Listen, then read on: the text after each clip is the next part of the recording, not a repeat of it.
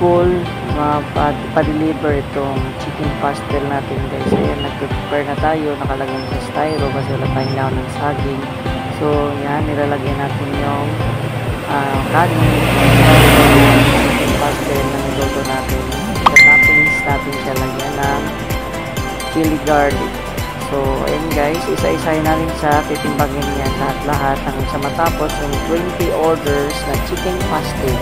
So yan ang napakatapos chicken pastel, ready for delivery na po yan guys sa school, sa mga estudyante guys.